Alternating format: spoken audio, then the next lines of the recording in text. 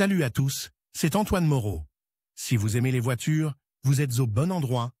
Continuez à regarder cette vidéo, on passe tout de suite au sujet du jour.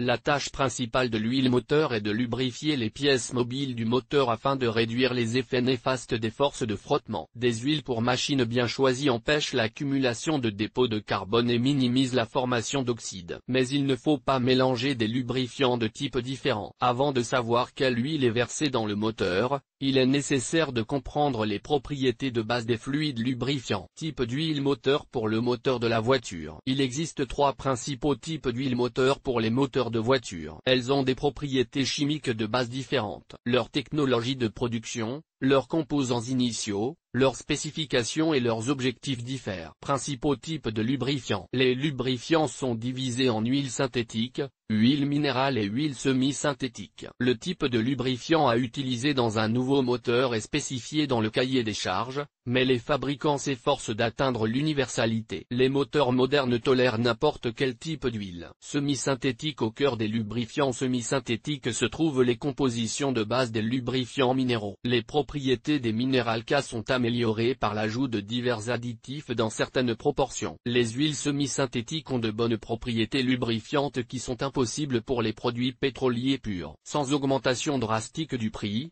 on obtient un produit avec les paramètres requis. Les compositions et les proportions des composants ajoutés aux matières premières minérales déterminent les propriétés des futurs semi-synthétiques, largement utilisés dans les moteurs à kilométrage pour niveler les pertes de monoxyde de carbone. Minéral produit à partir du pétrole et de ses dérivés par distillation suivie d'un hydrotraitement ou d'un déplacement acide des fractions inférieures du fioul. La plage de température d'utilisation est extrêmement large, mais il est impossible de garantir la même efficacité dans les valeurs thermiques des pôles synthétiques. La graisse la plus chère en production. Résistance maximale à la surchauffe. La stabilité structurelle permet l'utilisation de fluides synthétiques à des températures critiques sans destruction des propriétés lubrifiantes. Produite par synthèse organique en plusieurs étapes et purification d'hydrocarbures primaires, ce qui influe sur le prix final du produit. Il conserve également ses propriétés d'origine à froid. Elle contribue à prolonger la durée de vie et l'efficacité du moteur grâce à une fluidité stable à toutes les températures, y compris lors du démarrage et de l'échauffement du moteur à combustion interne de la voiture. Comment déterminer le type d'huile du moteur de la voiture? Lors de l'achat d'une voiture sur le marché secondaire, il est nécessaire de préciser le type de lubrifiant utilisé dans le moteur, et la date du dernier entretien. Parfois, l'ancien propriétaire n'est pas en mesure d'expliquer clairement ce qu'il a utilisé. Dans ces circonstances exceptionnelles,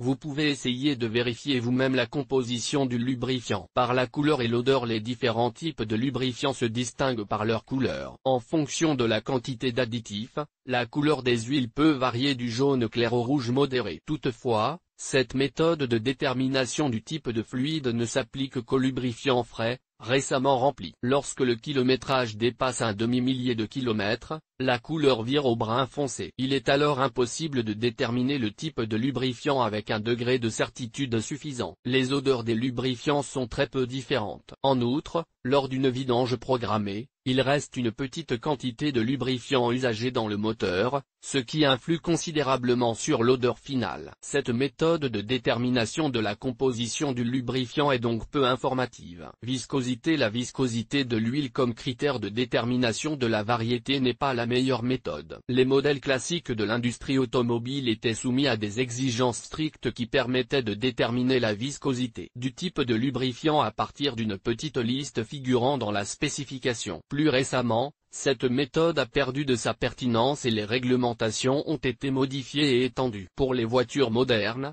les marques d'huile utilisées ne sont pas limitées. Il n'est plus possible d'analyser la composition d'un lubrifiant en fonction de sa fluidité. Détermination par analyse en laboratoire. Une méthode qui garantit à 100% la détermination du type de fluide lubrifiant utilisé. L'analyse en laboratoire indique non seulement le type d'huile, mais aussi sa composition. Il est possible de classer les processus qui se produisent dans le moteur, d'identifier les problèmes éventuels, les conditions de température et même le caractère complet de la combustion du carburant. L'analyse en laboratoire est la méthode la plus efficace pour déterminer la composition du lubrifiant et pas seulement. Le seul inconvénient est le coût élevé de la recherche. Est-il nécessaire de rincer le moteur lors de la vidange d'huile? Dans un certain nombre de cas, Il n'est pas nécessaire de rincer le moteur lors de la vidange du lubrifiant, et cela peut même s'avérer néfaste. La voiture a été achetée sur le marché primaire, chez un concessionnaire automobile, l'entretien précédent a toujours été effectué à temps ou avant. Le moment de l'entretien a été choisi en toute connaissance de cause.